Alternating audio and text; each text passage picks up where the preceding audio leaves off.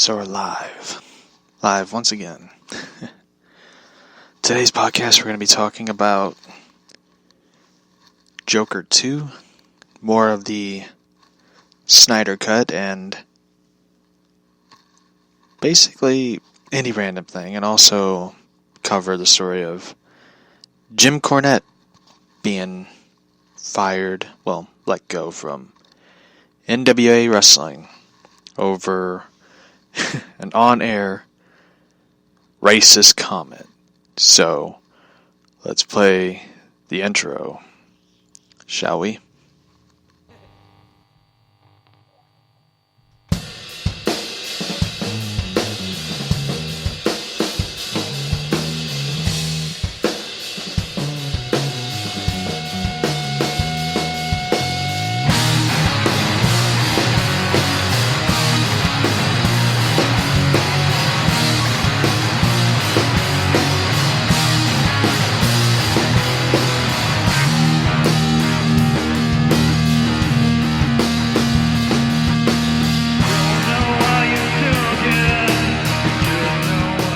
So, we're going to cover the first story.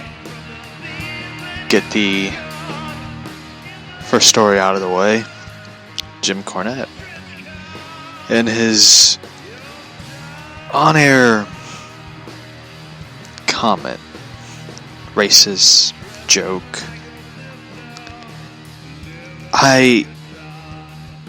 I've heard about it because it was all over Twitter. And, for me, it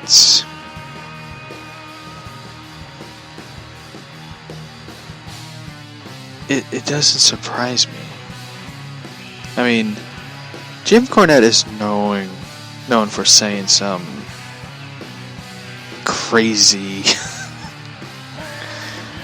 shit. Like, if you ever heard his podcast, which I enjoy him telling stories about wrestling.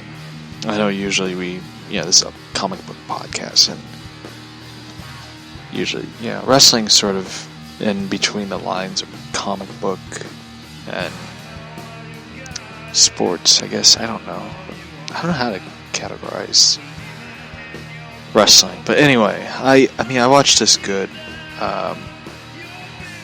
documentary series called Dark Side of the Ring, which covers like real dark true crime stories of wrestling, and I can't wait for the second season. It's on Vice, and I'm not the biggest Vice watcher, but when I heard about this, I was kind of excited because, sorry, that was my phone, I had to charge it. I really enjoy true crime stories, and I enjoy stories about, wrestling and all that.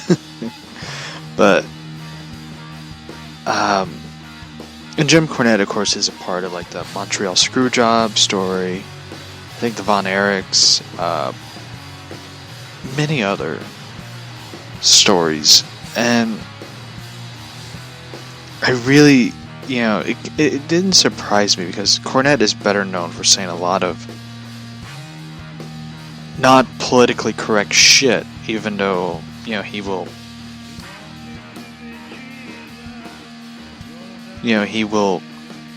go off on people and, say, disparaging things. So,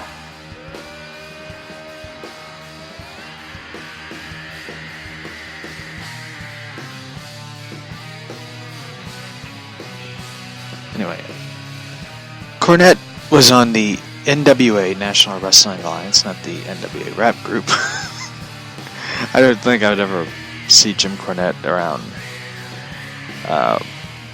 the NWA rap group like Dr. Dre and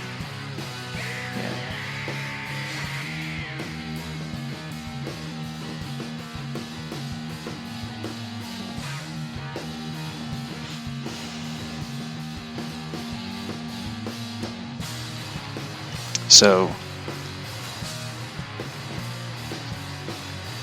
Cornette resigned from the wrestling promotion NWA, National Wrestling Alliance, after making a racist joke during a singles match between Nick Aldis, the NWA World Champion, and Trevor Murdoch on the NWA Power, the weekly YouTube show. In a statement released on its website Wednesday, NWA has called Jim Cornette's comments both offensive and we do not meet the high standards of decency and good faith with good faith of the National Wrestling Alliance. To ensure such an error can never happen again, we establish new procedures of the review of all national NWA programming going forward. The statement goes on to read, "We sincerely regret our failure in this regard." Cornette since responded to the resignation on his Twitter, urging his fans to tune in to this Friday's The Jim Cornette Experience, his podcast, for his full reaction. He wrote, "Monday morning, everybody. Heard any good jokes lately?" Cornette tweeted this, coming from Friday's Jim Cornette Experience. "Whenever you can have your favorite podcast." So he's basically telling people to tune in to see what he has to say. I'm one of those people who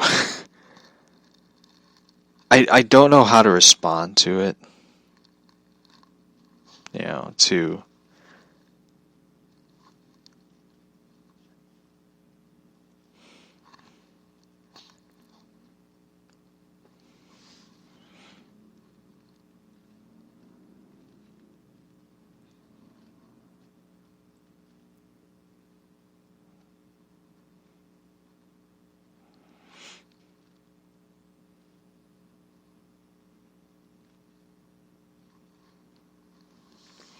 So, I don't know how to respond to... I can't wait to hear what he has to say Friday on this, joke. I guess it is. So, the joke was caused by Cornette's resign, involved the wrestlers involving a wrestler, a bucket of fried chicken, and the African country of Ethiopia. Cornette said, this is the joke. Trevor Murdoch is the only man I have ever known to strap a bucket of fried chicken on his back, ride a motor scooter across Ethiopia. What the fuck does that even mean? Cornette said while calling Aldis Murdoch match, Trevor Murdoch can take care of himself. The episode of the NWA Power has since been removed from the company's YouTube channel. Shit, they removed the whole episode over this joke. Over this joke. They removed the whole show from its YouTube channel. Which, you really can't blame them because it's a show and it's on YouTube. They will get demonetized. The channel will be demonetized, investigated, and basically will not make any money, I guess, off of the YouTube channel. I guess that's the whole gist of it, is why they removed the episode. I don't know how to,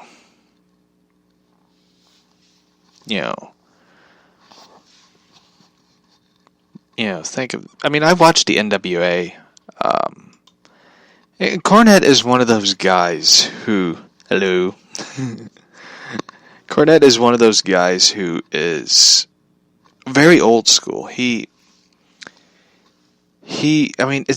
irony of it is, he makes this joke, but yet people who lean conservative, he views as racist. It's kind of... It's okay, love. We just started. I'm rambling about this guy, Jim Cornette, getting fired over his racist joke on NWA wrestling.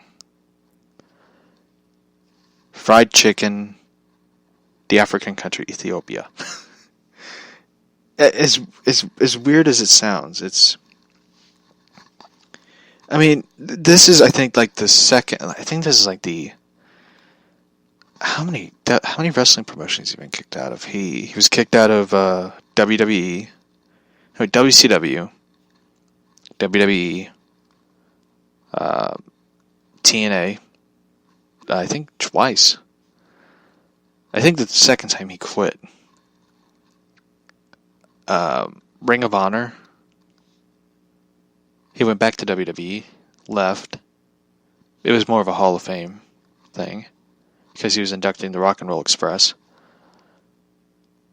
And NWA. Wow. So,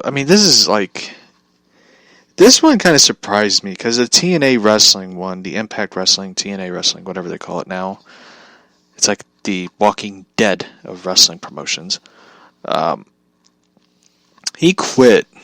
It was the same way he quit WWE. It wasn't. He really didn't quit. He just went to OVW, which is their training facility. They train wrestlers to prepare them for the show.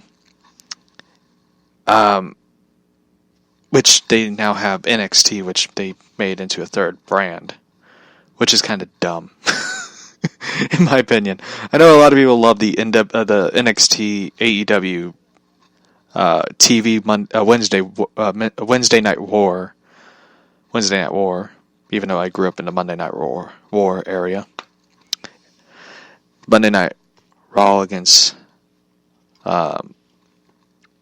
Monday Night Nitro. So Raw is war against Monday Night Nitro. What it is. But for me, it doesn't surprise me. It surprises me in a way. I have to defend Cornette, because I know a lot of people are so politically correct. But mind you, he's a guy who's a Southerner.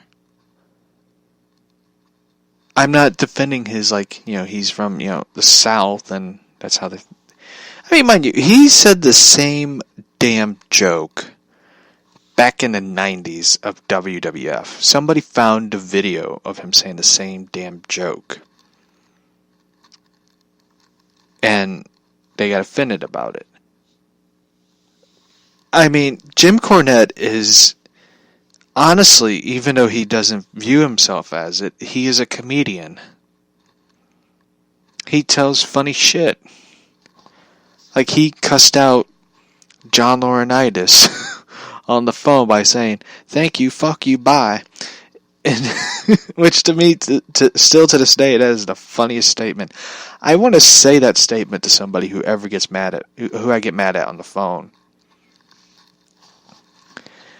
So, he in a way is a color commentator, which is a, sarcastic comedian who kind of leans heelish. That's kind of who he is on commentary. I know there's some people who are going to say, like, Cornette should have never said it. Yeah, he should have never said it. But you gotta realize, he is a fucking old dude from back in the day of wrestling. They didn't give a shit what they said. Ric Flair said not Ric Flair, but Michael Hayes, who I am not going to try to make accusations, but Michael Hayes said the N-word to Mark Henry, and everyone knows who Mark Henry is. He's the world's strongest man. He will fuck you up on sight. And he said the N-word to Mark Henry because he was drunk. It's not like Jim Cornette dropped the N-word, even though there's some video of him saying the N-word because he got mad at somebody. Shit happens, unfortunately, and some people say really stupid things. But he didn't say the N-word live, and he didn't say the joke as sort of a insulting way of Ethiopia and, fried chicken. He just said it, and shit happens. Now, do I think they should have fired him for it? No. I think they should have had him say, like, Jim, you said something. A lot of people are very pissed and angry about what you said. You need to apologize for what you said. I mean, look what they did to Hulk Hogan. Hulk Hogan dropped the N-word, which he didn't even know he was being recorded.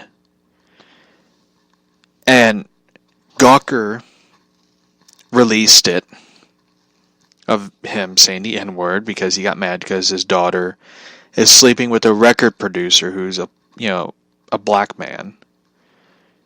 And Hogan got pissed because he put all his money and everything he had into his talentless hooker of a daughter to be the next Britney Spears. And let's be honest, she doesn't even look like Britney Spears. She can't sing like Britney Spears, and she sure as hell can't dance like Britney Spears. And he ends up doing this stupid-ass reality show, and his son's a fuck-up. I know Hogan probably loves his kid, but his kid is a fuck-up. Both of them. And his daughter, cut ties with him, I take it, because he's like, I put all my money and everything I earn breaking my back, literally injuring my back, and you can't even do anything correctly in life. I understand Hogan's, point of view, and I don't agree with him dropping the N-word. But everybody crucified this poor man over a leak video that somebody released without his knowing. And that's what happened. Now, I think Jim Cornette honestly didn't deserve to be fired, ousted, attacked for saying a stupid joke. I mean, let's be honest. If they ever look back in the day in wrestling, I know there's going to be some people who are wrestling fans. Jerry Lawler said a lot of shit that would not fly today. I mean, for God's sakes, the man made a racist joke on Monday Night Raw, and he still has a job. I think he made a joke about Mexican beans or something, or something. I forget what the fuck Lawler said. I gotta find what he said. Now I'm defending Jim Cornette. Let's see. I'm just gonna type in Jerry Lawler bad jokes. And now this isn't a dig at Jerry Lawler.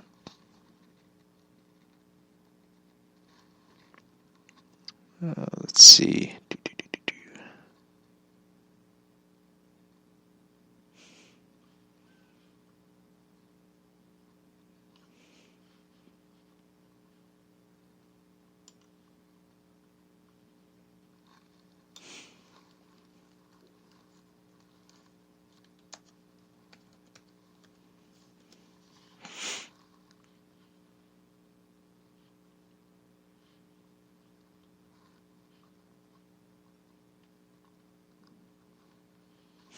I gotta find it on Twitter. Mostly people put it on Twitter. If you go on Google, you can't find shit on Google. Boy. So anyway, he one time made a controversial Nia Jax joke, and Jerry Lawler back in the day, if you ever watch a lot of Monday Night Raw back in the day, the Attitude Era in the early 90s, late 90s Attitude Era, basically the Attitude Era, the late 90s, early 2000s, he said some things you can't even believe.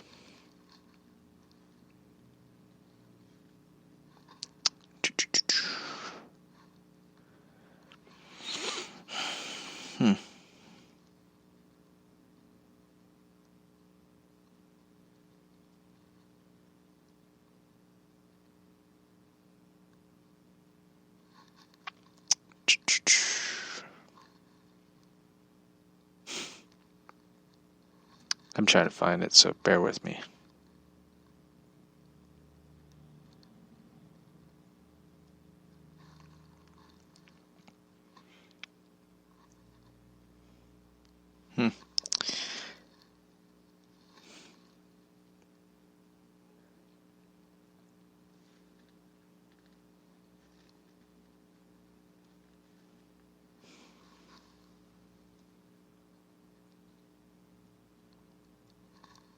Oh, here it is. A lot of people got mad because of what he said.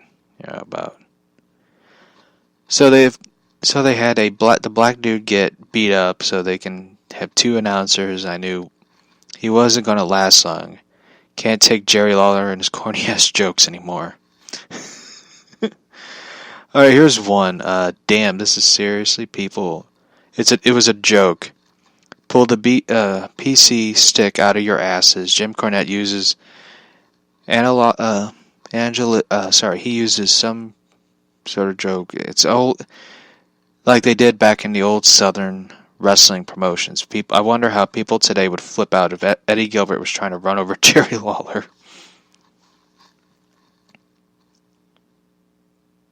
Imagine these people during the Attitude Era when Jerry Lawler used to make his jokes. LOL.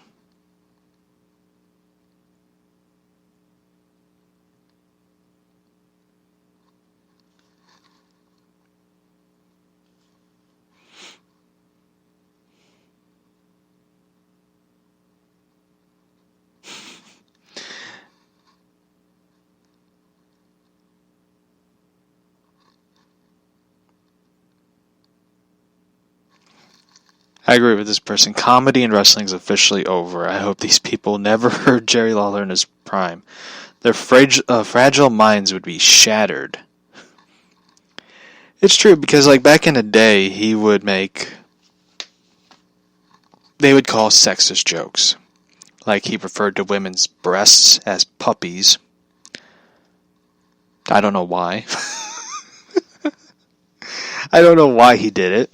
I'm talking about Jerry Lawler. So, like a lot of the stuff I remember watching as a kid, and like my mind would just be like mush. Like what the? Because I was more excited about seeing guys like The Rock insult people. I know. And The Rock would, say like he's going to whip somebody's candy ass and take them to, have them check their, I remember one time he said to the Big Show, which was pretty damn funny. The Rock once said to the Big Show in a promo, you're going to check your big fat ass into the SmackDown hotel. I didn't even know what the hell that meant. But it was like the best insult I have ever heard.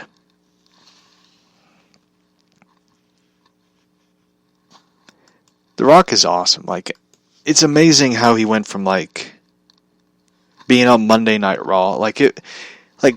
I know some people today are like, I can't wait to see The Rock in every movie. And it's like, back in the day, it was like so awesome because he was like on Monday Night Raw every single Monday. He was on SmackDown every Thursday. And I remember like he was on SmackDown when it premiered on Fox. And watching him on there, he just looked like he did not want to be there. He just looked like, why am I here? Why am I on this show? It was funny, like, watching it, because he was just like, I don't want to be here. Which you really couldn't blame him, because he had to be in the ring with Baron Corbin and Becky Lynch, who I find both irritatingly annoying. So, it was just one of those things. I'm going to play a clip of Jim Cornette. I'm going to get back to the Jim Cornette thing.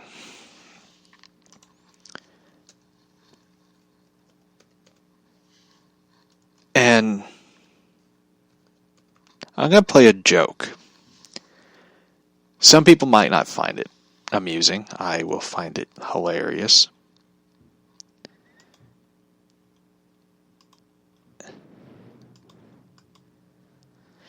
And this is what he thinks of white rappers. Now, you listen to this, and you tell me this is not a comedy joke, or is this really a man who's really saying what he thinks? I kind of lean in the bolt. I kind of I'm kind of in the middle. I think it's both a joke, and I think it's really how he truly feels about white rappers, people rapping. So, this is Jim Cornette. And mind you, I found out one thing that's pretty interesting. A lot of things from the U.S. are banned in China. For example, my podcast is banned in China. Batman. Batman is not, I think, not well liked in China. Kind of interesting fact. But anyway, this is Jim Cornette's opinion on white rappers. Take a listen. I despise rap. I think life is too short to have to listen to that fucking horse shit. And I especially hate white rappers. And this ain't being racist, but goddamn, I don't act Chinese or Mexican or fucking Filipino or whatever. These goddamn schizophrenic pants that are too long to be short and too short to be long, and this fucking backwards baseball cap, and I want to just slap these motherfuckers. They should be thrown screaming from helicopters in front of their fucking families. So this is Jim Cornette talking about rappers, rap music. So I like what this one person wrote. Jim Cornette's talk interview with an epic diss on white rappers. I agree with him, unfortunately. I am not the biggest rap music fan. I mean, I do play rap music one time on the show. But I honestly think that he is a comedian, even though he probably doesn't view himself as a comedian. But if you ever watch him in person when he talks, in the way he says things, he comes off as a comedian to me. He comes off as a funny man. Even though some people might not find him amusing anymore. But fuck him. He is funny to me. I find Jim Cornette really, and not only funny, but very insightful. He's been around the wrestling business since, I think, the 60s and 70s. I think since the 60s and 70s. But he is very insightful about the business. Even though a lot of people say, like, a man like him, he's an old man, he shouldn't be in the business. I think the 70s. He was born in 61. So he's 58. So he's been in the wrestling business since, 1980. Since 1980, and he retired as a manager in 2017. Oh, he was in Major League Wrestling. I totally forgot about that one. But, anyway. He is a very insightful man. He's a very intelligent person in wrestling. And he's one of those people I always view as like one of the last great individuals that one day they're gone, the next day you'll realize, man, we needed that guy around. So, I think that NWA wrestling, as much as I am a big fan of Billy Corgan and a fan of the Smashing Pumpkins, I feel like what he did was kind of an overreaction. A serious overreaction by individuals who felt like they got insulted. They got personally insulted. Like, they went Colin Kaepernick on this. So, in my opinion, I think Jim Cornette, should, honestly, in my opinion, be doing commentary still for NWA. I mean, suspend him for one day, a couple days from taping shows, or they're live, I don't know. But honestly, it was an overreaction in my opinion. So, Anyway, let's get to the comic books, shall we?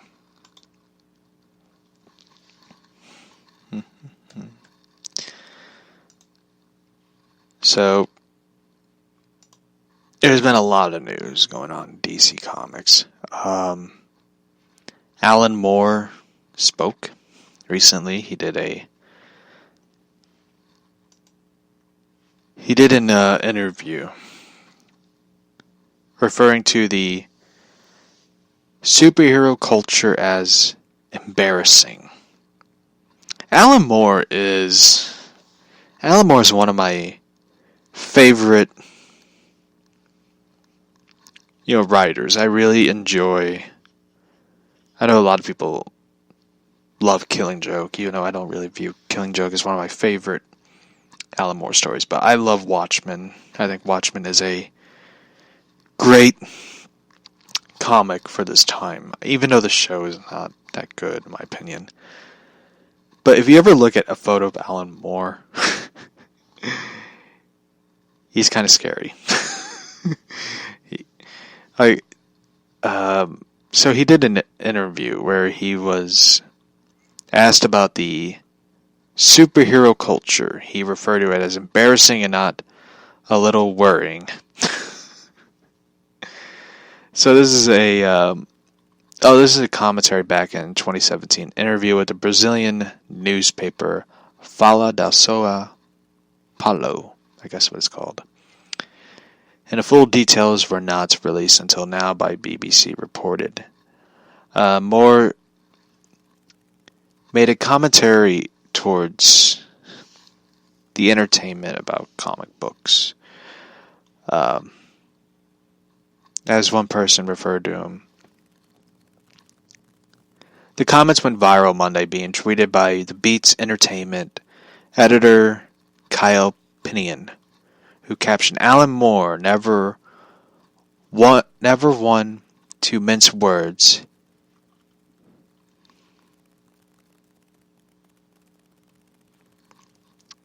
HBD Uncle Alan." In this unearthed, Moore declared the impact of the superhero culture, the impact of the superheroes and the popular culture as tremendously embarrassing and not a little worrying. He added, while superhero flicks were perfectly suited in 2012 to 12 to 13-year-old audiences, mass market comic books are abetting an audience who do not wish to relinquish their grip on their childhood. So I guess he's kind of like saying like comic books are, people are too old to see comics. But this is the man who wrote a graphic novel for adults. So I guess his points are like comic books are not made for mature audiences, or more made for 12 to 13-year-olds. I guess the man's never seen The Dark Knight, or Dark Knight Rises, or Batman Begins, or Dawn of Justice, or Man of Steel. Hell, even Suicide Squad. I mean, I would feel bad taking a kid to see Suicide Squad. I'd be like, oh, you poor bastard.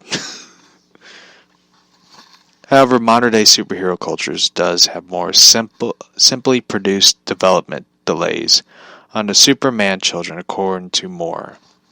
He goes so far as to say that most superheroes are white supremacist dreams, oh my god, of the master race. Oh, what,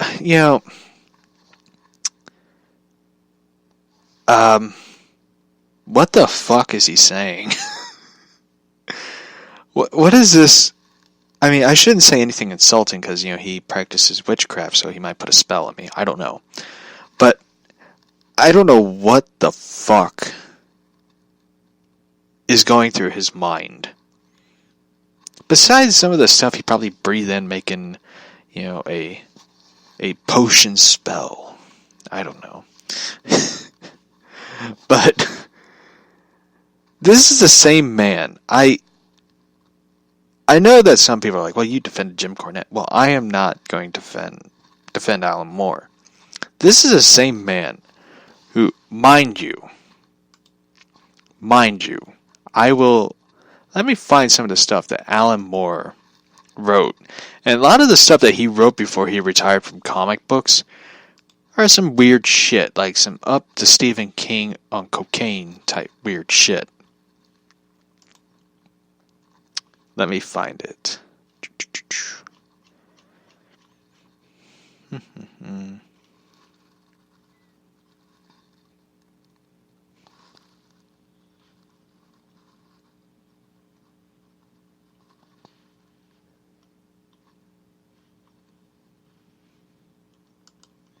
He wrote this comic, this graphic novel called Lost Girls.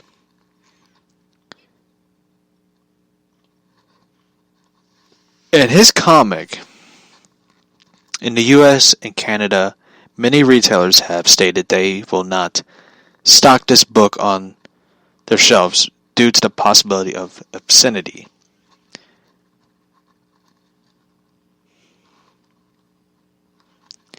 In Canada's Border Service Agency, they essentially seized copies of the book, citing that they will not put them on shelves due to obscenities. The Top Shelf ceased import from the UK, however, appeal that was made to the agency by the publisher.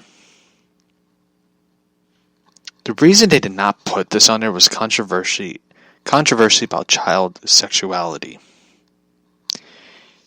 He made this book,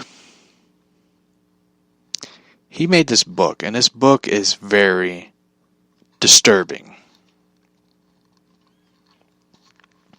It involves the three characters from The Wizard of Oz, Peter Pan, and Alice, where each of these characters, it's basically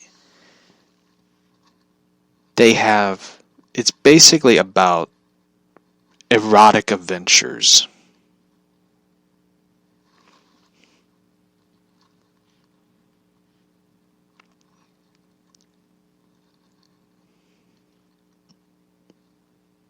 Like the character Alice is involved in drug-fueled lesbian sex parties.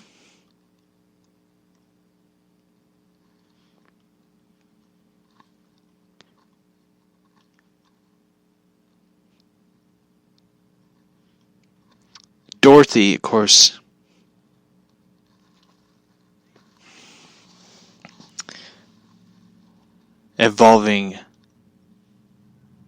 being involved with three farmhands known as the Straw Man, the Cowardly Lion, and the Tin Man. So Alan Moore wrote this weird fucking novel. This weird fucking graphic novel, and yet this man is like criticizing people for liking comics, saying they're white supremacists. But yet, he wrote a book that got banned because a lot of people are like, this is some weird fucked up shit that he's writing. So I don't know what the fuck this man is saying.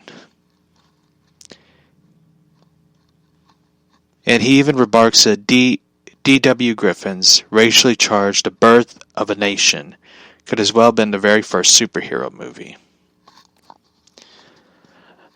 I sometimes wonder if Alan Moore does a lot of drugs. I wonder in his mind, is he going completely batshit crazy? He's crazy. He is crazy. This man is like insane. And the thing is, a lot of people don't want to work with him because he could be an insufferable asshole to people. Like, he views, like, he doesn't want his name on anything because nobody wanted to produce his screenplay called The Sexy Beast, which I don't even know what the fuck that one's about. And people approached him to like, hey, you want to write the script to Watchmen? He said no. He wants to reserve the right to complain about something. He wants to complain about something. Like, he got mad one time at Frank Miller. It was one of my favorites. When Frank Miller criticized the Occupy Wall Street, where he said, like, people, shouldn't camp out. And, like, he got mad because Miller criticized Occupy Wall Street by referring to them as lazy. So, anyway. Let's see. More. My neighbors are fighting, by the way. Some call Moore has become such a promiscuous grump, one critic. Another pointed out the hypocrisy of a man criticizing superhero culture. After making a fortune off of writing comic books, they suggest he do something more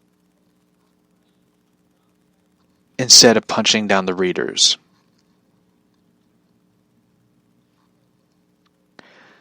I mean, Alan Moore he's going after the fans and the readers who read the comics. Martin Scorsese more went at how filmmakers aren't making comic book movies more cinema-like. And how comic book movies have really taking over the box office, taking over the theaters. That a lot of people don't have more options to go see other films. Which Scorsese has a point, because if you think about it, Marvel has pumped out a lot of movies, more than one movie in a year. When you look at films like DC, even though a lot of people are like, DC hasn't released much, it's like, I find it more refreshing that DC releases one movie a year. For example, Joker. Joker is the most talked about movie this year, more talked about than Avengers Endgame. And so it's more like Alan Moore is going after people who are mature adults reading comics. So, and the thing is, a lot of people have I agree with some people, the hypocrisy of this man who wrote comics is criticizing the medium that made him money to buy his spells and whatever stuff to create. So, I honestly don't know what Alan Moore has done. So, I know he's retired from writing comics because he must have read a novel. I think he wrote like a novel called Jerusalem. I'd never read it, to be quite honest with you. I mean, I wouldn't read it because the book is 1,266 pages. Holy shit.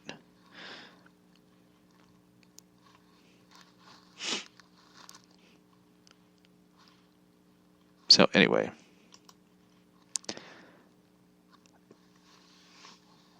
there's been talks of Joker 2 happening. The Joker sequel is in the works after the huge, the big success in theaters the Joker had. They're doing a sequel. I know there's some people who are excited,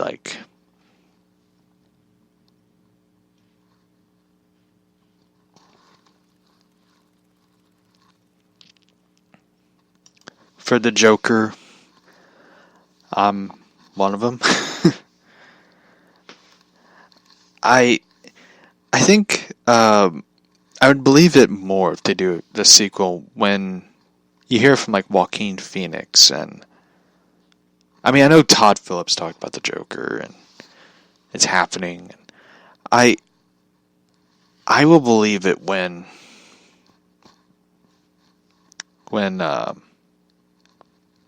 Joaquin Phoenix confirms it. What do I want to see in the Joker sequel? For me, I want to see... What I want to see in the Joker sequel is the continuation from the first film, of course. Like, I don't want to see it like jump years later when you have an angry, pissed off Bruce Wayne becoming Batman, going after Joker, because it wouldn't really be a Joker film, it would be more of a Batman film. I still want to see Bruce Wayne as this kid. Instead of him being in Gotham, he moved out of Gotham because what happened. Alfred takes him out of Gotham, and, you know, I kind of want to see the Joker go after... I'd rather see the Joker go to war with Two-Face and other mobsters. Like, I want to see the Joker continue his journey. Like, he's going against the corrupt, so the next target is the mob and corrupt political characters such as like Harvey Dent. He views as a corrupt district attorney, and a lot of people view him as this great honorable man, but it's kind of revealed that there is another side to Harvey, like this dark side to him, that he is really a shady person. I want to see that. I know a lot of people are like, I want to see a Two-Face solo movie, but it's like, I don't view Two-Face film being really a solo film. I kind of view it like, I'd rather see him right next to Joker and the Joker 2. If there is a DC character, a Batman rogue villain that kind of deserves a solo film to tell his story, is really Mr. Freeze. Is what I want to see. I want to see Mr. Freeze, the Heart of Ice story. I know there's talks about Ryan Gosling doing Lex Luthor film.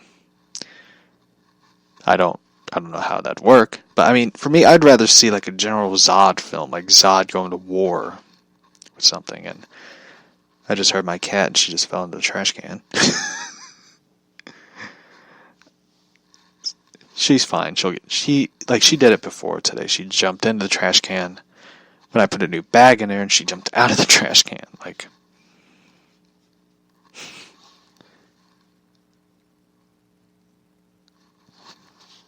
yeah, he is. Yeah, I totally agree that Two-Face is really not a second person, but he's never really the number one person. So, for me, I'd like to see, like, I mean, with Dark Knight, they sort of covered, like, who is Harvey Dent, the person. Like, I would love to see, like, Two-Face's story be told, like, it's still set in the crazy riots that everyone saw at, like, spoiler alert, the crazy riots that happened at the end of Joker. And Harvey Dent is being cornered by a group of people. Instead of them burning his face, instead, like, they say, like, you're a Two-Face, so they, like, beat his face in, like, his, like, left side of his face, like, scar it up and beat it down, like, and there's, like, no way they could fix it. I don't know, I guess they could incorporate acid into it, or they could just burn his face. I would go with the second. Yeah, they would burn his face, and he, has, like, this side of him, like, he goes in hiding, and the mob bosses are, like, terrified how Joker becomes a symbol of the people that they preyed on, the people that they went at, and all of a sudden they are in fear of everything coming at them. So they go to Harvey Dent, and Harvey Dent,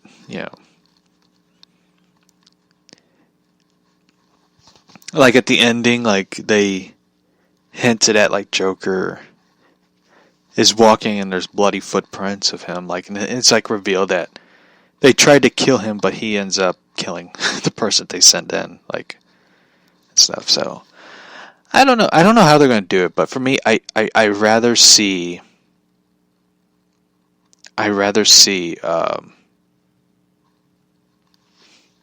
you know, I'd rather see a Two-Face and a Joker 2 film, yeah.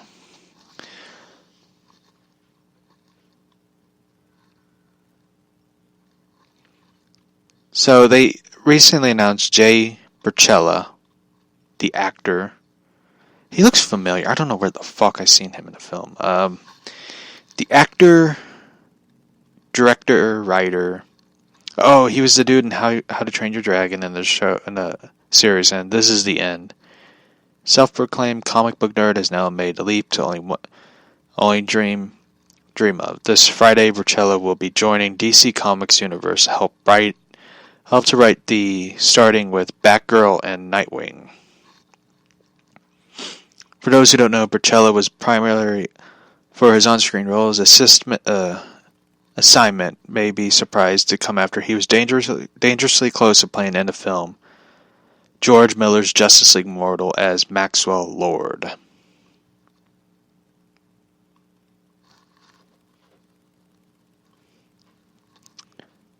The next one he will be writing is a story of Dick Grayson and Barbara Gordon and the DC's coming Crime of Passion anthology, which will be released Valentine's Day 2020.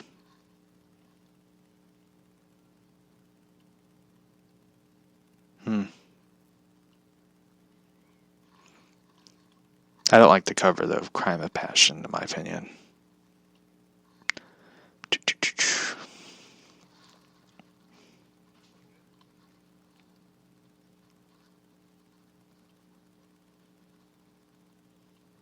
I guess that they're working on to push Dick Grayson and Barbara Gordon as a. I guess that's what it's going to be. I guess they're pushing for the classic Nightwing Batgirl romance.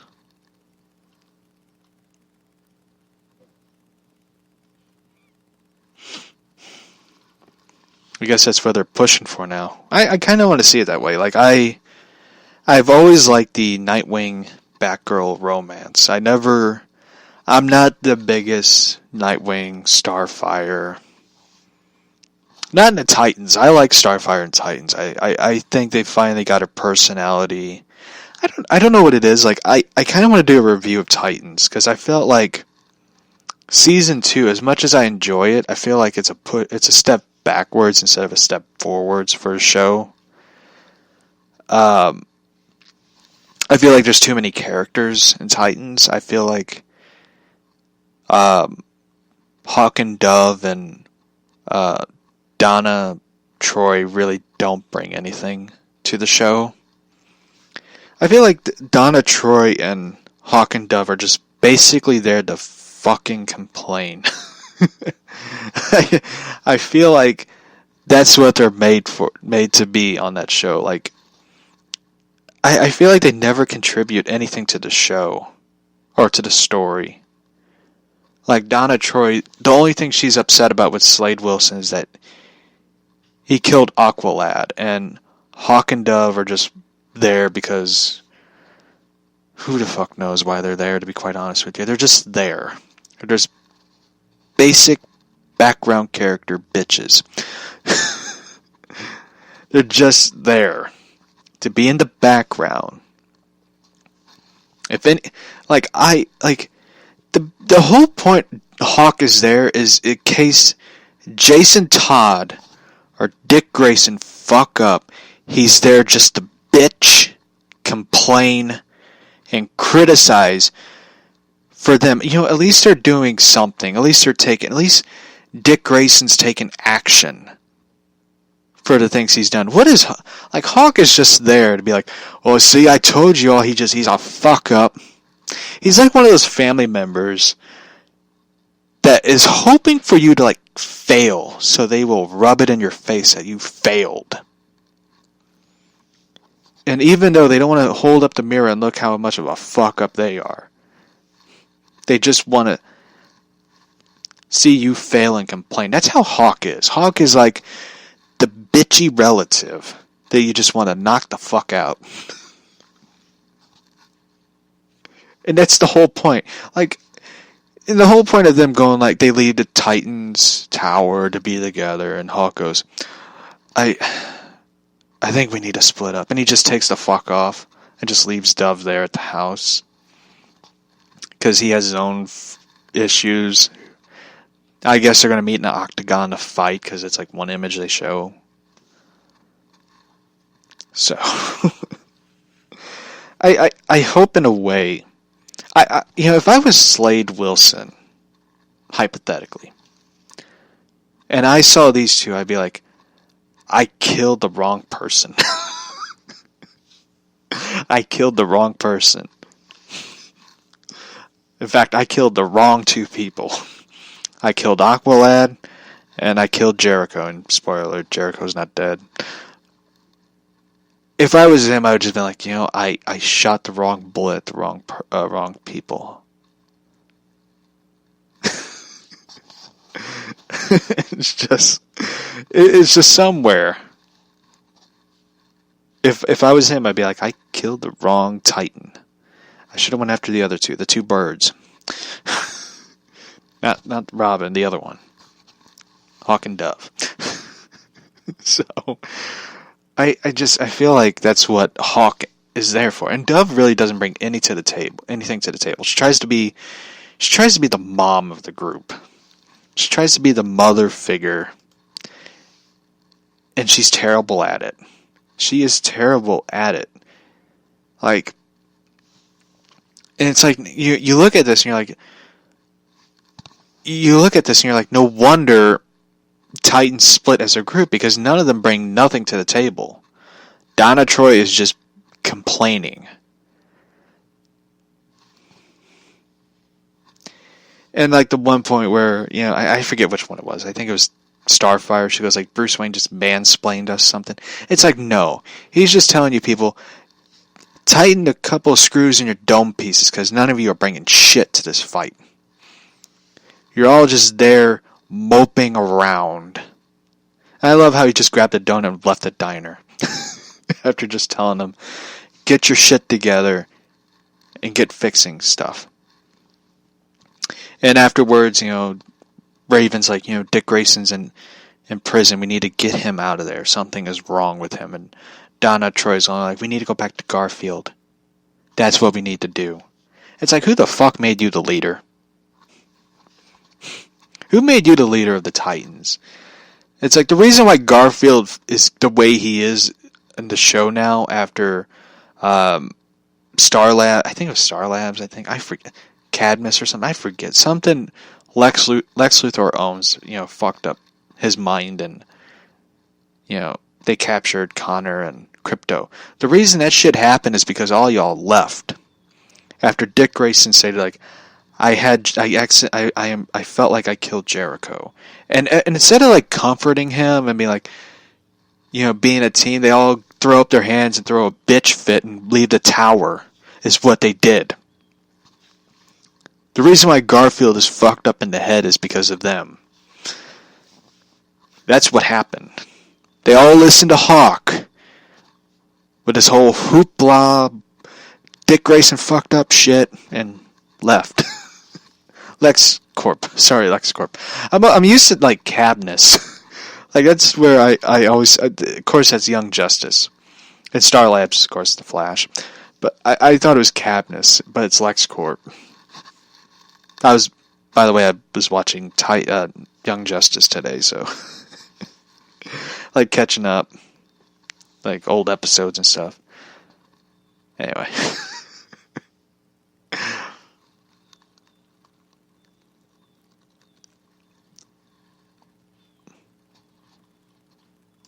So that's my rant for like this. The second season's not bad. It's just I feel like it's more of a step backwards than a step forwards. I felt like some of the episodes are like a step backwards, and I feel like there's like too many characters in the show. Like I miss like the regular four. It was like the four Titans, like, and I enjoy like including like Jason Todd. I forget what her name is. Slade Wilson's daughter.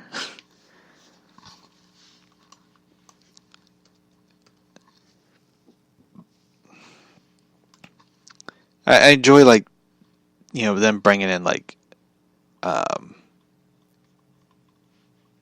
did I get to Titanic 2? It's supposed to be Titans 2. I did see Titans. Rose. Yeah, Rose. Sorry. Like, Rose. My mind's, like, kind of like... So, I enjoy them bringing in, like, Jason Todd, Rose, Superboy, and Crypto. But I feel like the other three characters, Hawk, Dove, and Wonder Girl, they bring nothing to the table. I feel like they bring nothing at all to the table. Like, I would have rather see Aqualad alive in the show. And I love that episode with Aqualad. I felt like that was something they needed. They needed to have a character with, humor, a bit of a humor, sense of humor to him. Like, I always felt like Beast Boy should be like Beast Boy in the cartoon or in the comics.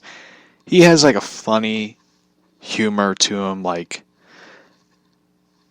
and stuff. I felt like the whole going back to, like, we need someone who has to be on the computers and knows what they're doing on the computers. That could have been, like, you could have brought in Barbara Gordon for that. Have Oracle in the show. You needed someone on computers? Shit, we know someone. Bring in Oracle. Like, that's what they could have brought in. Like, they arrive at the tower, and all of a sudden you hear someone coming out in a wheelchair, and it's Oracle. And she would just say, "Long time no see," to Dick Grayson. And that could have been, like, that would have been a great moment for the show, is to have a big name character arrive. Barbara Gordon, Oracle. That's what they could have brought into the show. Like, I would have loved to have seen that moment in the show. Like, don't get me wrong, I'm happy to see Dick Grayson and, Jason Todd and Bruce Wayne Batman. But I always felt like Barbara Gordon should be in the show, my opinion. But hopefully season 3 they'll bring her in. I don't know. So, the last episode this season will be will be November 29th.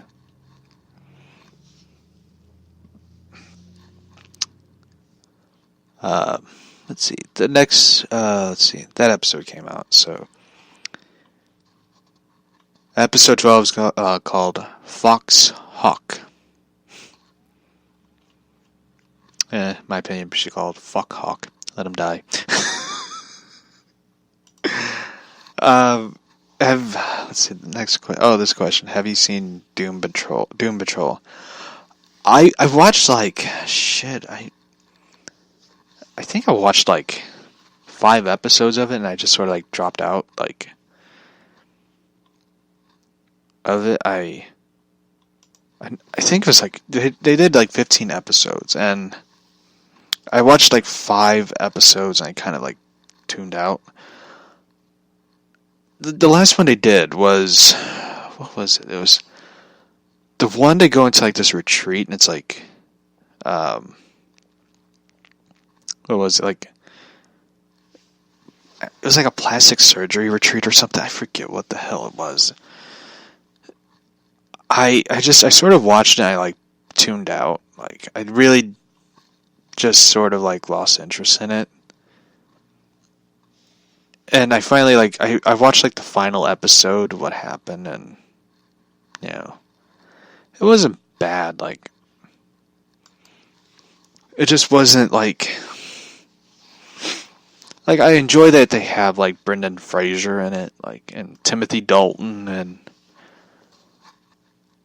it, I like the guy who played Victor Stone, like Vic Stone,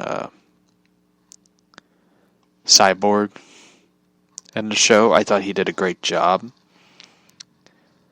It wasn't a bad wasn't a bad show. I thought it was really good, but I rather see I like to see Cyborg and Titans have him and Beast Boy meet. Like that is like the one thing I always want to see in a live action, a live action adaptation is Cyborg and Beast Boy, hanging out, talking. Like that would have been a great cameo. Like have Cyborg chat with Beast Boy, or have a funny moment where in a video game where Beast Boy is like I play this video game, man, this online game, and I keep getting killed in this game by a guy called Cyborg. Like that would have been, and the funny thing is like, and he goes like every time I lose, he says "booyah." What does that even mean? Like that would have been a funny, a funny cameo or reference, more like a reference to Cyborg by Beast Boy. Like I felt like they should have done that, but they didn't do it. Like it just bugs me like that. It just bugs me. Let's see. The next DC Universe show is going to be Harley Quinn, and early 2020 is Stargirl. I do not know what to think. Jeff Johns' baby. This is his show that he, I guess, been working on for a long time now. I guess that explains why Doomsday Clock's been pushed back, and that's why we have not heard a word about Batman Earth 1 Volume 3 for, I guess, going on, let's see, a couple years now. Like, the last time we heard about it was the artist posted, like, we are doing Batman Earth 1, and yeah, we have not heard about Batman Earth 1 Volume 3 since 2015. Like, we have not we haven't heard a word about it.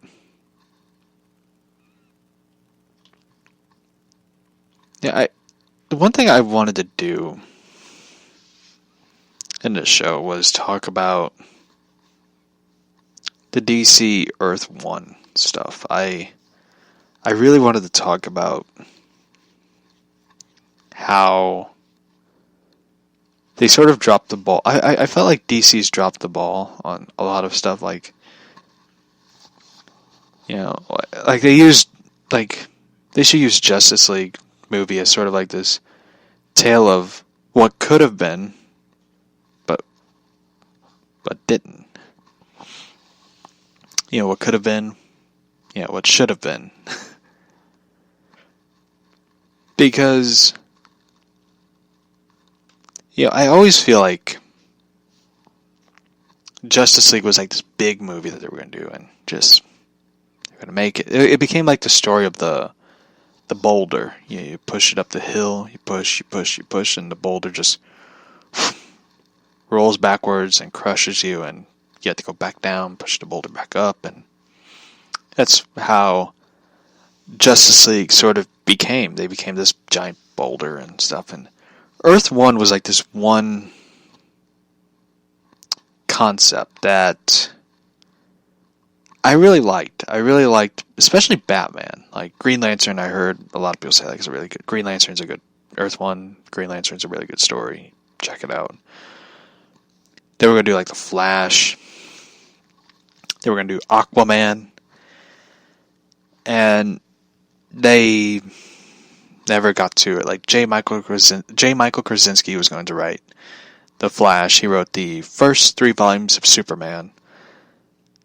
And that was it. Jeff Johns took over, wrote the first 2 volumes of Batman, then announced we're going to do Batman Volume 3 for Earth 1. Never happened. I don't know what happened with that one, but like the last time they ever did last time it was ever referenced was the artist said in 2017, we're doing Earth 1 Volume 3. It's going to happen. And they did like a release of the artwork where it's like Bruce Wayne busts through a brick wall with a hammer, and I think it was it. So it just kind of sucks. Like, they did like Wonder Woman, which Grant Morrison did, which didn't really turn out that good. I never read it, so. And it did Titans. I heard Titans is pretty good as well. I, again, never gotten around to reading it. So, and now they got like the DC Black Label.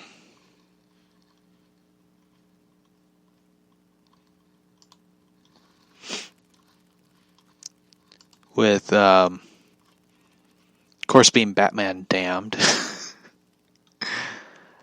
Which, I know they released like the full novel of it. They released like the complete novel to it, and they never, I don't know what happened to it, like, yeah.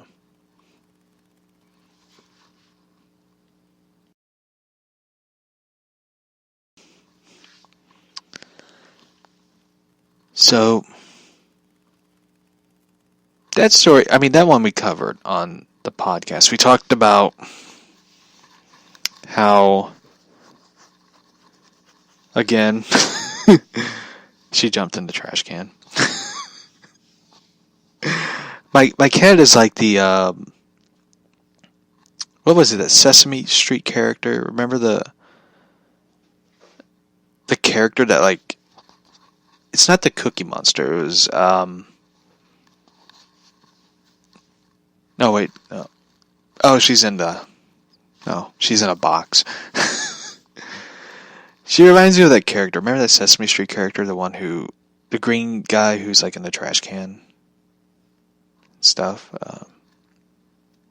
I forget. So anyway, we're going to take a quick break. We went past 70 minutes. Wow. For those who don't know, like, who's joined, anytime we do the 70 minute mark, we take a quick break and we come back and we talk about other stuff. I want to talk, I know somebody told me about this one video I have to like check out and see, so anyway, we're gonna find something. I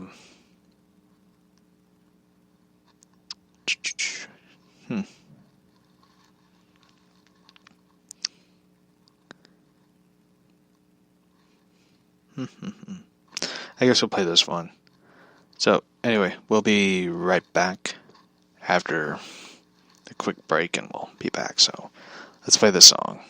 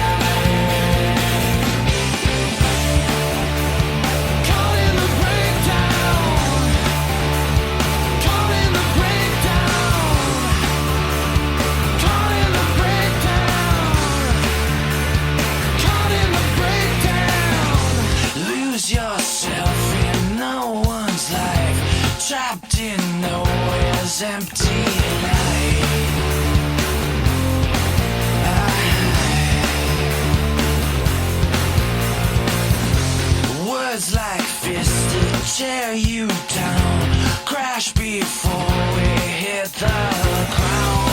And I don't believe in signs. No, I don't believe your lies.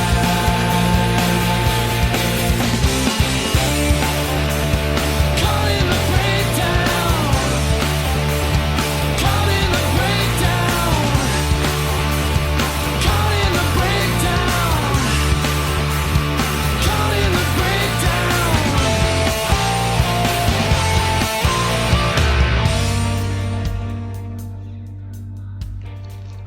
So, we're back. I feel a lot better though. So,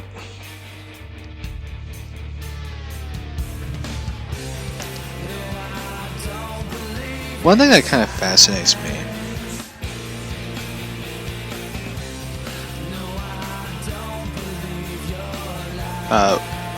one thing that I've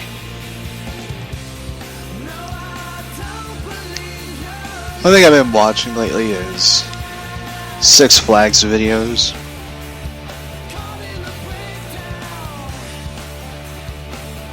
Because there's nothing on TV. Like, they went like today, so like today they played like, I am not making this up, they made this entire impeachment hearing.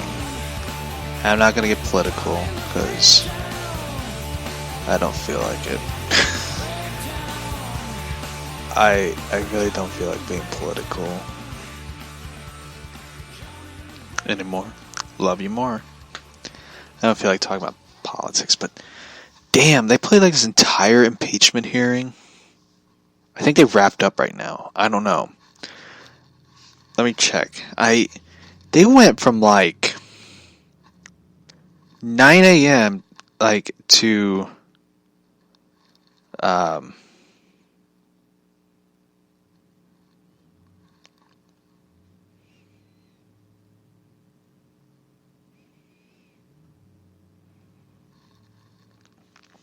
they went from like, I think they finally wrapped up. They wrapped up an hour ago. I guess they wrapped up. But they went from like 9 a.m. to like fucking 3:37 here. But they're like an hour ahead of us, but they went like fucking all day. Same questions, different paragraph, same questions, different way presented to the person being questioned. So it's just like they just went all fucking day questioning this guy. And it's a waste of time. I know I sound like a jerk, but it was like you question this guy from like last night to early this morning, like went right at this guy, like, so it was just, it's stupid, it's dumb.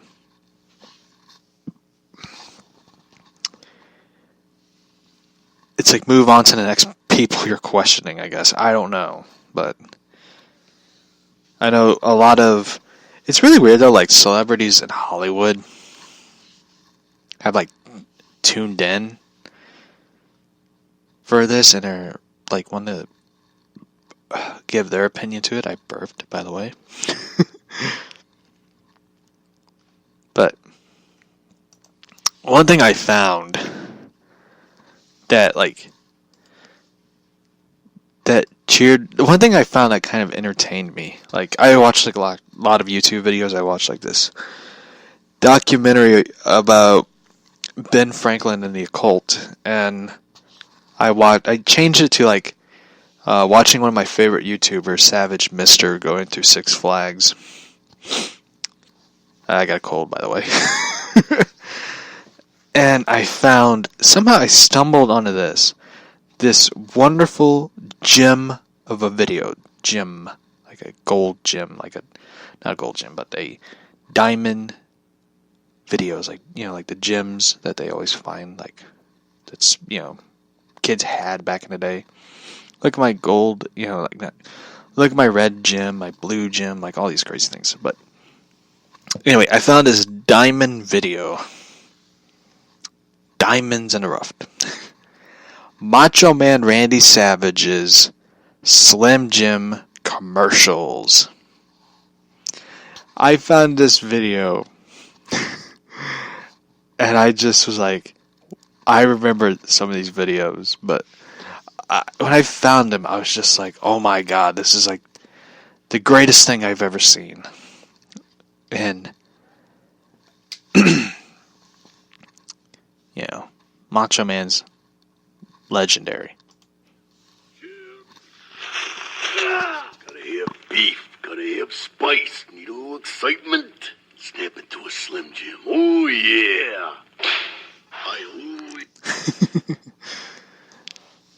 Who doesn't love Randy Savage? I swear to you, if you play these videos, you play these commercials on TV, people will be like, I gotta stop, I gotta watch this. You know, like, Randy Savage is a national treasure. Like, he should have his own statue in Washington, D.C. You know. I mean, and the funny thing about it, most people probably didn't know, is that he was in the original Spider-Man film, the first Spider-Man Tobey Maguire film. He played Bonesaw McGraw, the wrestler that Spider-Man wrestled and stuff. People didn't know that. This man hurt his fucking neck in that movie and continued the scene.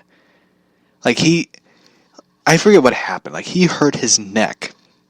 He landed, like, wrong way, and he hurt his neck. And they continued it. Like, he did not want to stop to get medical attention. He was like, we are doing this movie, man. We are doing this movie. But, yeah. I can't do the Macho Man impression, but... ooh, yeah. But, it was just, it's a fun fact. But I love these commercials. Like, when I found them, I was just like, this is so awesome. Because I remember when they did the Slim Jim Halloween Havoc. Like, I remember that. Because, like, back in the day, like, they had, like, I think turnbuckle covers with, like, Slim Jims. And I think they afterwards went to, like, Snickers Halloween Havoc. Fun fact. But I'm so happy to bring back, like, Bash at the Beach on AEW. I miss Halloween Havoc. I'm surprised nobody's never brought back Halloween Havoc. Like, they do the Hell in a Cell, but Halloween Havoc was, like, so awesome because it's, like, back in the day, like, when they had it, it was, like, one of my favorite pay-per-views because, like, the set design, like, it was, like, this gargoyle holding this giant pumpkin, and it says Halloween Havoc. And they had, like, all these tombstones, and it looked like a graveyard. Like the wrestlers, like, walking out of the graveyard to the ring. Like, it was so awesome to look at. Always like to keep my favorite snack handy. Need a little excitement? Step into a Slim Jim. Oh, yeah.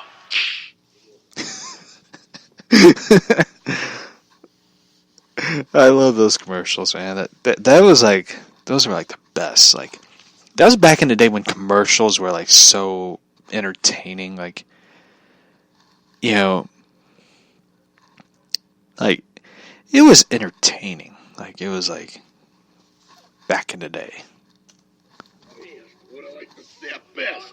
Arms, legs. I like a beefy, spicy Slim Jim.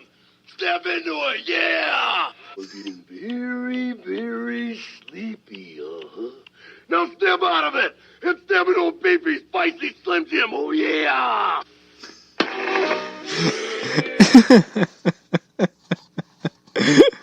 I gotta find the one that's, like, the best. Like, need a little excitement? Snap it to a Slim Jim. Like, I know a lot of people always look at, like, Hulk Hogan as, like, the, you know,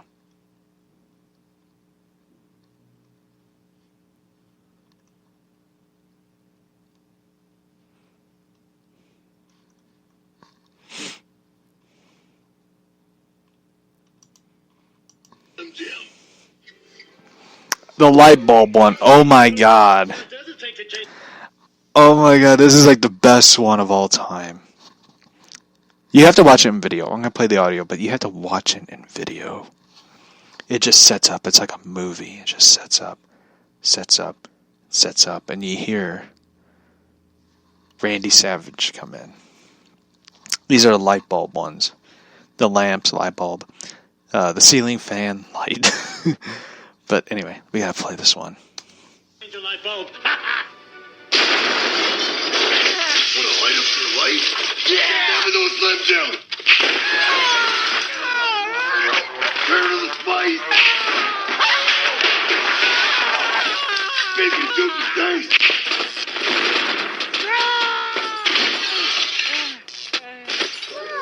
Need a little excitement? Stab it to a Slim Jim!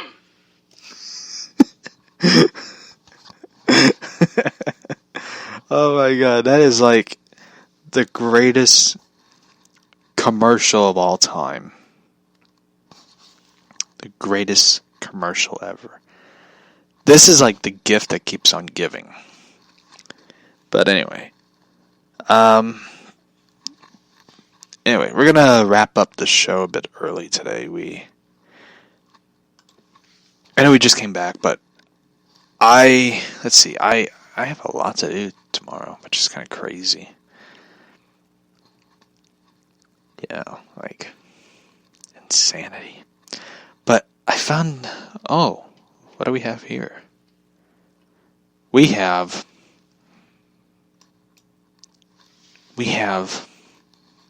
a music video. Wow. We're going to play something. I know a lot of people are like, man, we just heard this one like twice before. But when something pops up on the YouTube that catches my eye, we have to watch it.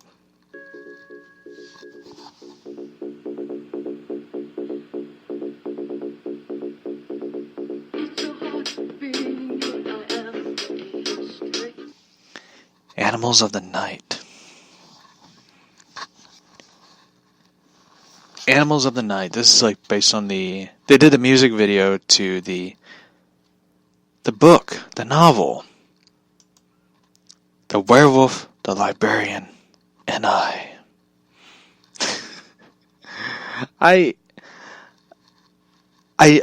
still to this day, I had to buy the book. Even though it was weird though, I was like at Half Price Books. And they are not a sponsor of the show, sadly, but oh man, YouTube Originals is doing The Gift. The journey of Johnny Cash brings the man out from the behind the legend. Man, they're doing a Johnny Cash documentary. I gotta want to see that one.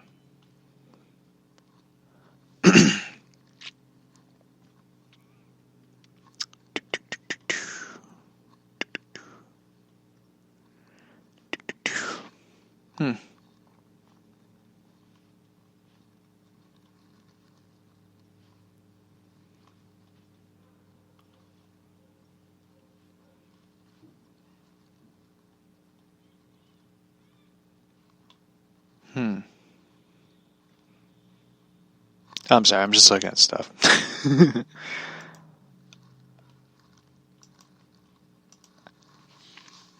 I want to cover this story real quick.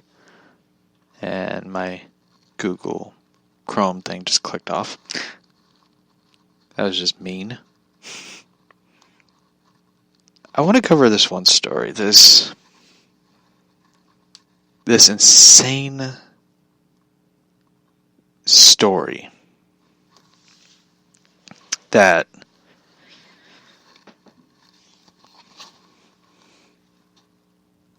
happened.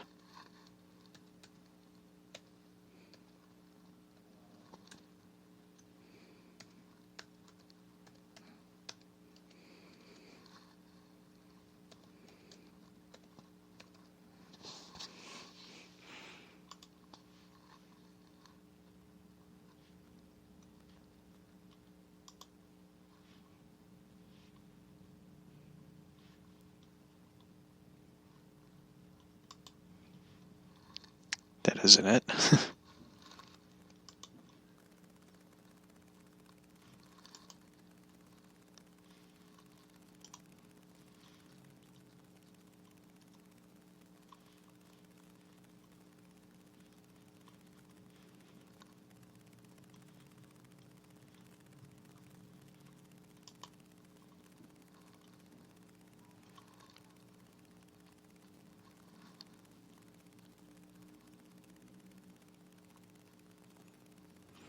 Remember the story that I covered of the Hawkman? Does anybody remember that story that I talked about?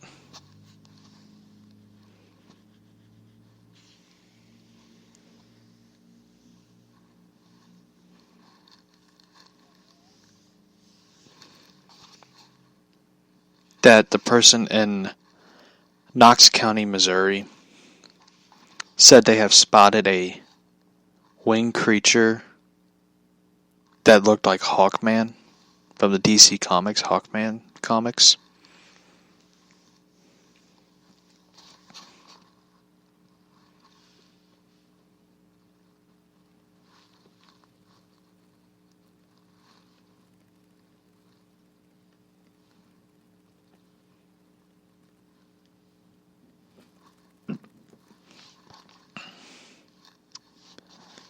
So, this happened in Illinois, in Rosemont, Illinois, which I'll be honest, I don't know where. It's on the I-90 in Rosemont.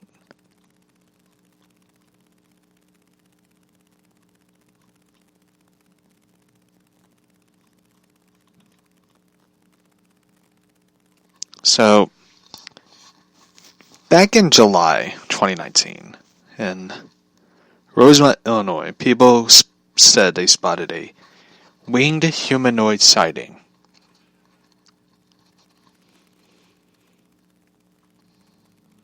The person who wrote the story in a summary of it stated that I've been following investigations of the Chicago Mothman for about a year and a half, and I've always been skeptical and always thought there was no logical explanation for them until I had a sighting myself.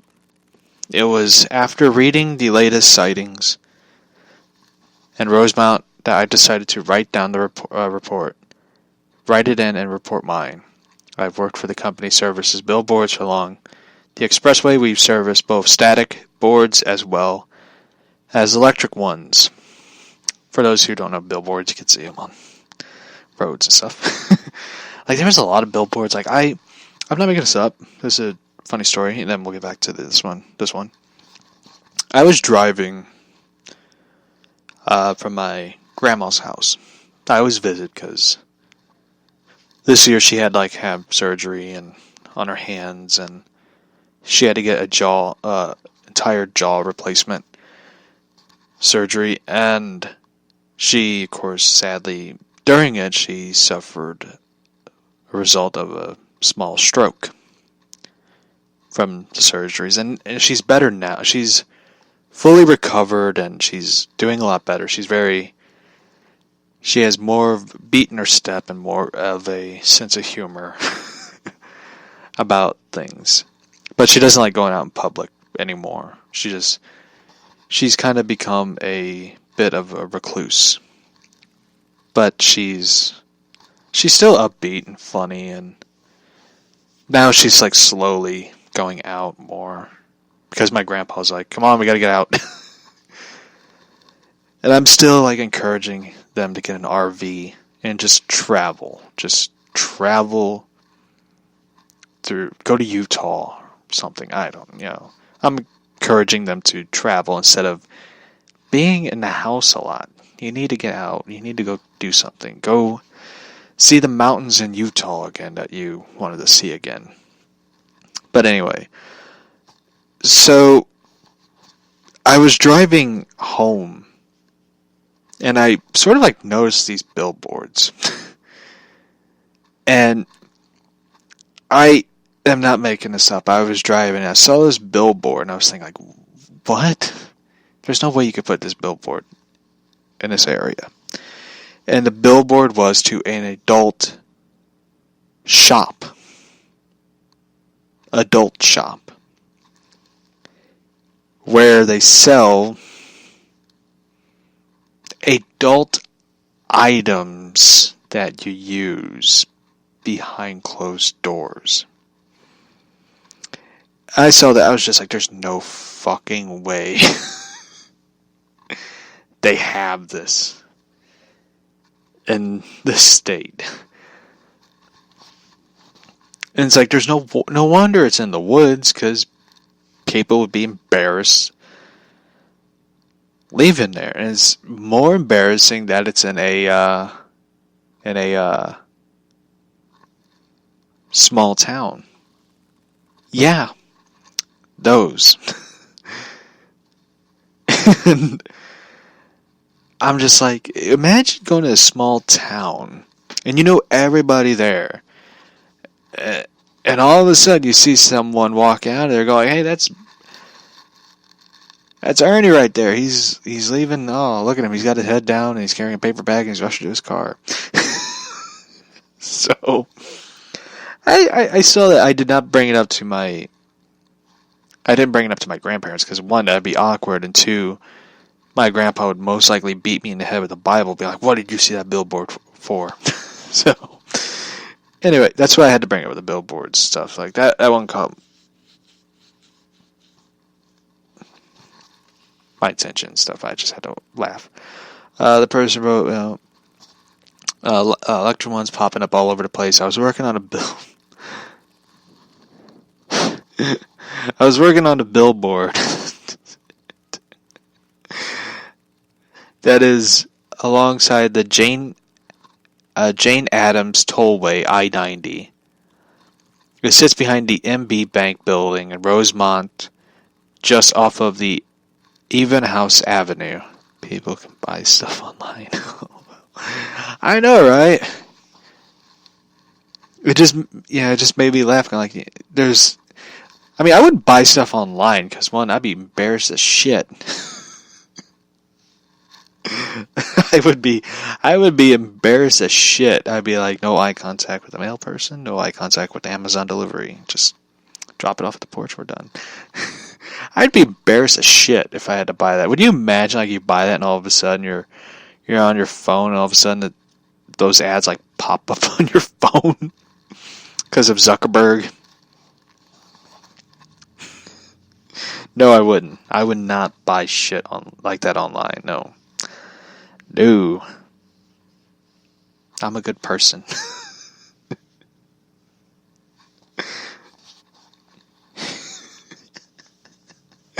So, the person in the reported the article, I was working on replacing some of the lights that shine onto the billboards and about to wrap it up and come down.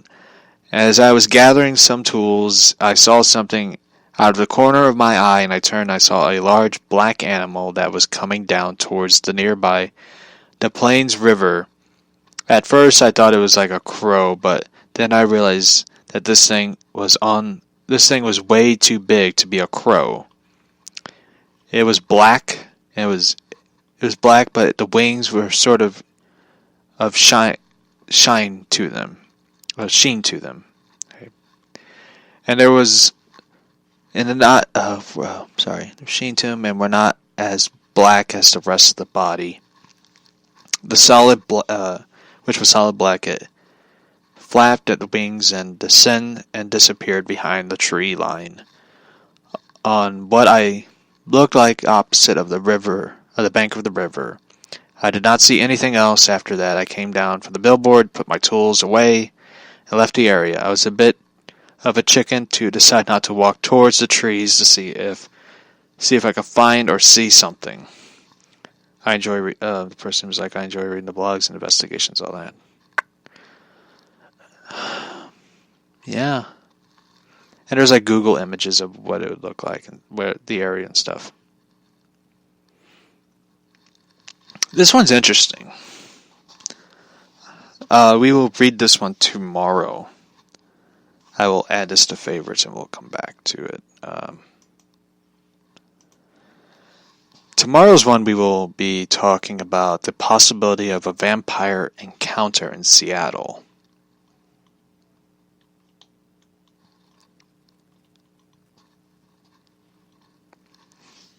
The one thing I always found interesting about these humanoid sightings and stuff,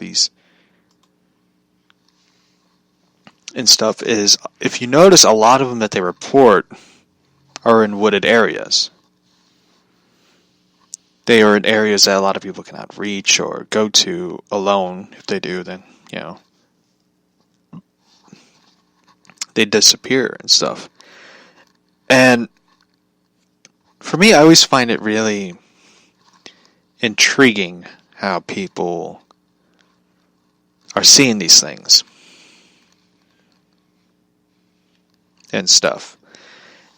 And the thing that most intrigues me is that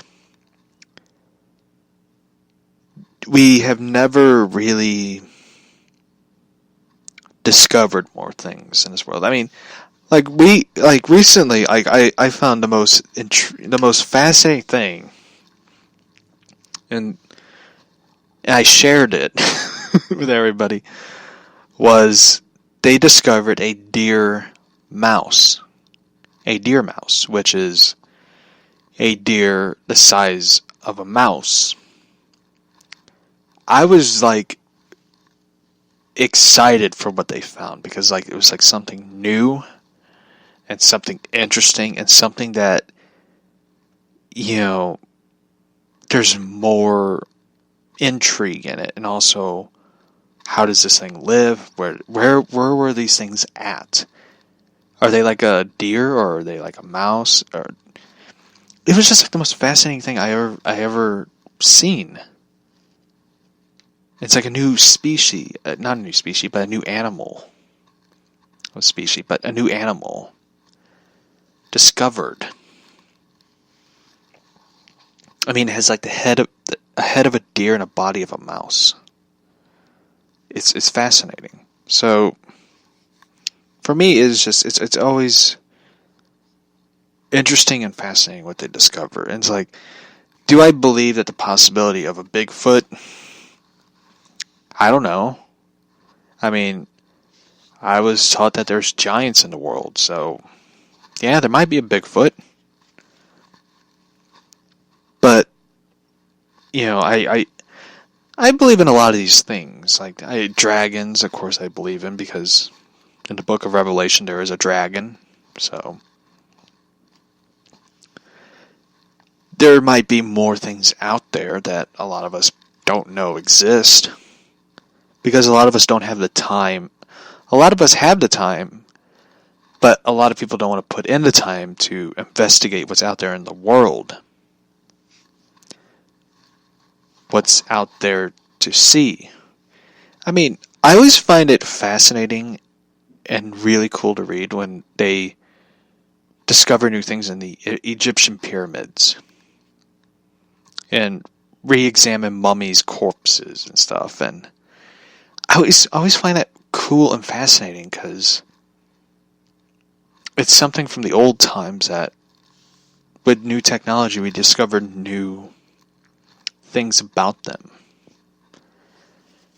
So I do believe there's something out there in the oceans and the woods, in the sky. So I can't wait to see what else there is.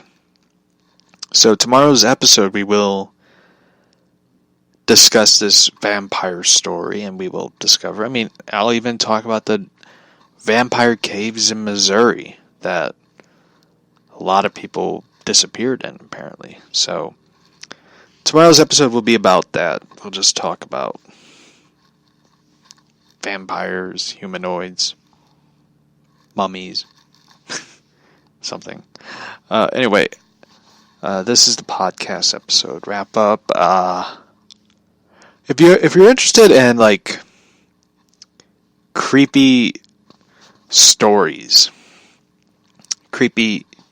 a channel that is basically a podcast show that's basically dedicated to creepy stories. Check out the Creepy Club on many podcast platforms. They're fellow Missourians.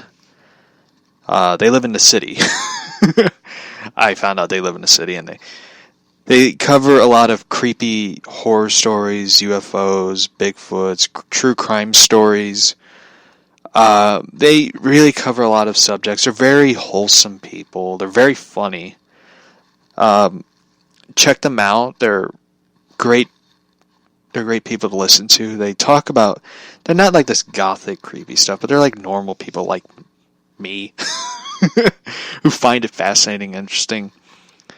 Check out Creepy Club. They're really cool. They're awesome. I remember they did a Halloween episode, which is really good.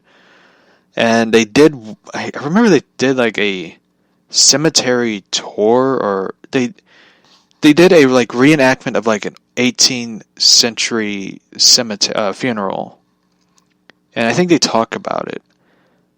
But my favorite story that they covered was the Chris Coleman case. A guy who worked for Joyce Meyer's Ministry. And I remember as a kid growing up, my parents would drive past Joyce Meyer's Ministry in Fenton. And it was like a church with like a giant gate and a security guard, like you couldn't get in. You had to be like a member. They were creepy.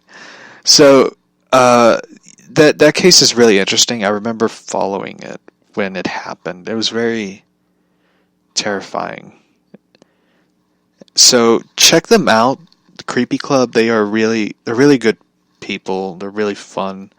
I'm just saying it as a listener to their show. I'm a subscriber on their Apple Podcasts, so check them out. I think they're on Apple Podcasts, Google Podcasts, Castbox, many others. I don't think they're on Spreaker, so check them out. They're really cool. So that is the official wrap-up of the show. We'll do tomorrow's episode. We'll talk about vampires and other stuff. So, anyway, good night or good morning or wherever you are. Good evening, good afternoon. So, I'll see you all tomorrow. I was going to say tomorrow. I'll see you all tomorrow. Bye.